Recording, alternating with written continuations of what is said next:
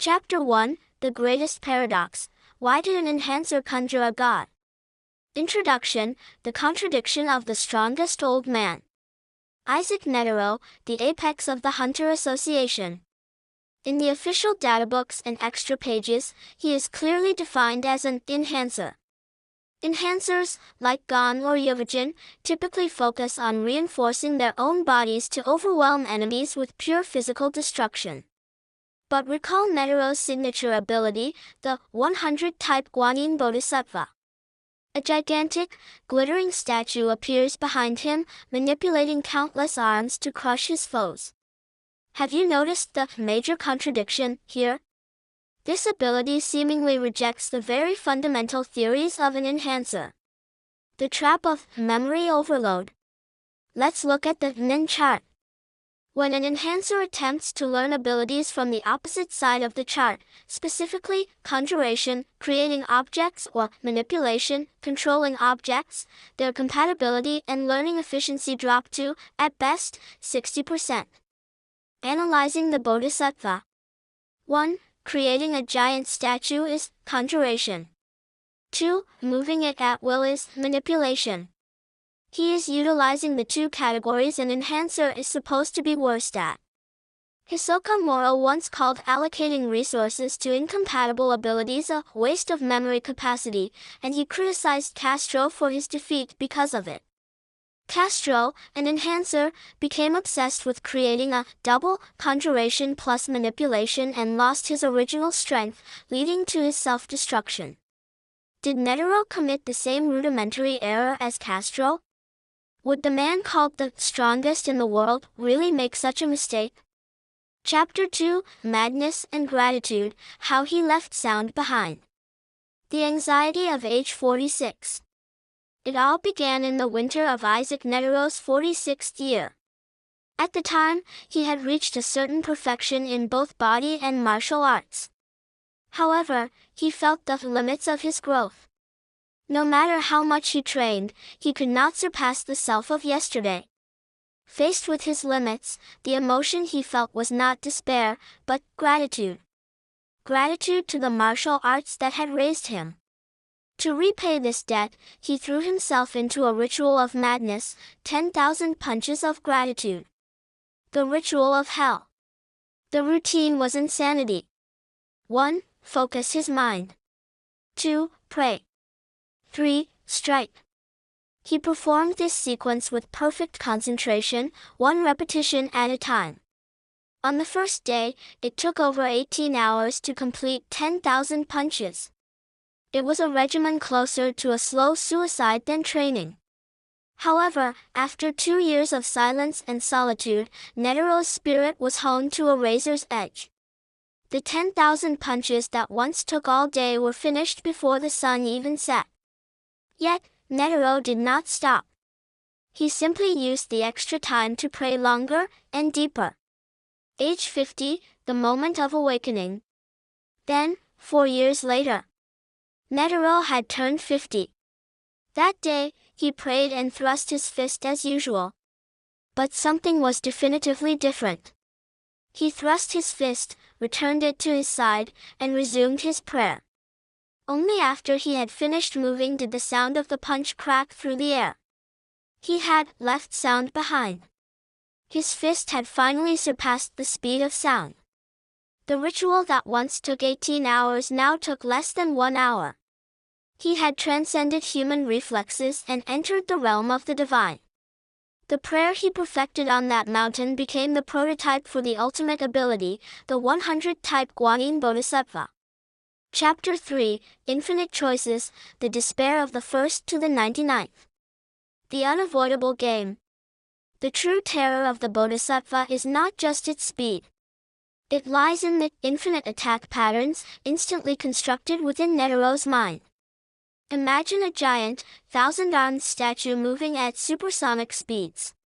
And imagine that Netero selects the optimal hand from countless preset patterns to counter his opponent's every move. If the enemy moves right, a palm awaits them. If they jump, a hand swats them down. It is like a game of rock-paper-scissors where Netero plays second, yet his hand arrives first. It is an unavoidable despair. The sharpness of one, first hand, Ichi no Te. First, the basic yet fastest strike, the first hand. This is a giant chop unleashed with a prayer.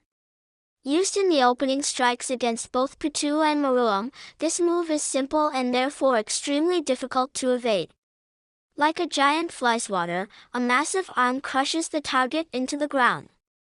It delivers instant death with no preparatory movement and no killing intent, smashing through even the tough exoskeleton of a chimera ant. No escape. Third hand, San no Te. If the enemy attempts to attack from the side or use complex maneuvering, the statue shifts immediately. That is the third hand. Two hands clap together, crushing the target from both sides. If the first hand is a line, the third hand is a plane of suppression.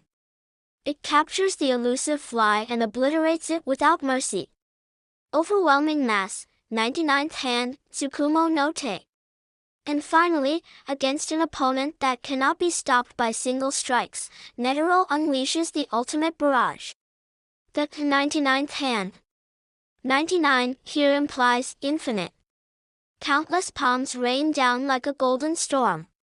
Once activated, the attack does not stop until the enemy is pounded into the bedrock.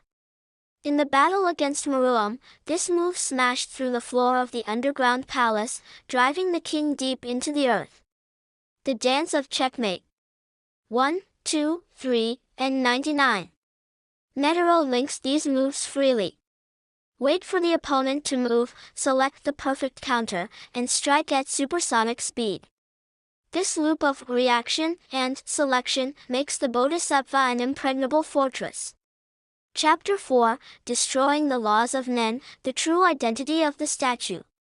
The Tragedy of Castro versus the Comedy of Netero. To discuss this contradiction, we cannot ignore the existence of Castro. Castro was an enhancer who obsessed over creating a double, a technique incompatible with his natural affinity. As a result, he was criticized by Hisoka for waste of memory capacity and defeated. He ran out of RAM because he focused on his weaknesses. So, is Netero doing the same wasteful thing? The answer is yes, but also no. There are two decisive differences between Netero and Castro. One is the difference in base power. The other is the insane amount of time spent perfecting the waste. Turning 60% into 100% over 60 years. Netero started his prayers at age 46. He is estimated to be over 110 years old when he fought Muruam. He spent over 60 years, what could be considered the rest of his life, polishing this single ability. Even if an enhancer can only use manipulation at 60% efficiency, what happens if you polish that 60% for 60 years? It surpasses the 100% efficiency of a genius. Castro failed because his capacity overflowed. Netero had practically infinite capacity and endless time, so even if he ran a heavy app, his movements never slowed down. He crushed the concept of efficiency with overwhelming practice volume. Is the statue smoke or matter? Next, let's look at the structure of the ability. Is that statue a conjured object or emitted aura? The emission theory is the most likely. For an enhancer, emission is an adjacent affinity 80% efficiency. Evidence from the fight with Pitu supports this. Even with Pitu's heightened senses, they could not clearly see the statue until the moment of impact. If it were a physical statue, it would be easy to see. But because it is a high-density afterimage of aura formed only at the moment of impact, it slips through defenses. It appears and vanishes at the speed of sound. That is why it can pass through walls and crush enemies from above. The zero hand reveals the truth.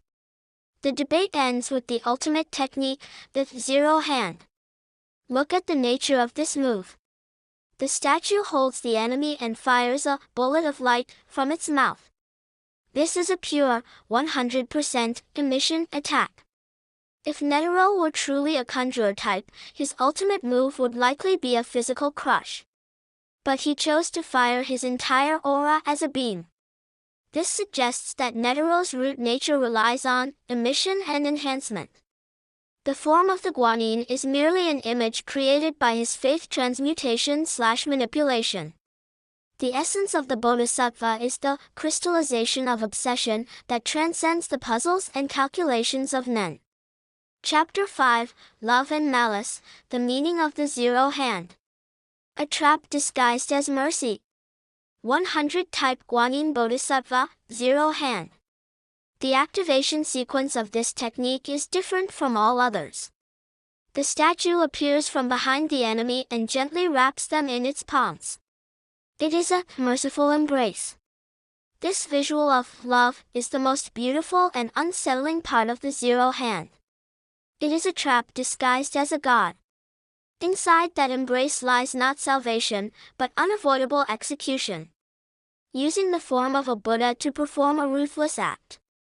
This contradiction represents the nature of Isaac Netero, a man who swallows both purity and impurity. A star born on earth. After holding the king, the statue opens its mouth. It does not fire a physical blow. It fires a blast created by converting every ounce of aura Netero has built up over his long life into destructive energy. It is a bombardment of light from point-blank range. The scene looks as if a small star has been born on Earth. A torrent of light that leaves sound behind burns the king's body. This is the scream of Netero's soul, transcending the technique of Nen. He uses up everything from his life of martial arts for this single moment of destruction. The Mummy and the Malice. When the light fades, Netero stands withered. His muscles are gone, his skin clings to his bones like a mummy. He has drained his very life force. It was a magnificent sight, possessed only by those who have given everything. However, fate is cruel. Meruem stood up. Magnificent, the king praised. As an individual warrior, Netero had surpassed the king. But as a species, the ant's durability was absolute. It seemed like the defeat of the martial artist. But this is where the true horror of Hunter x Hunter lies. Netero, in the depths of despair where his strongest move failed, sneered. "I'll see you in hell." When he pierced his own heart, the mask of the Buddha fell away, and the bottomless malice of the human race bloomed. Conclusion. What was the Zero Hand? It was Netero's graduation piece as a martial artist, and simultaneously his declaration of defeat as a human individual. Because he could not win with his own power, he reduced himself to zero and relied on the karma of humanity, the weapon in the end. The Bodhisattva was the final prayer of a man who lived and died by his own code, proving the terrifying nature of humanity.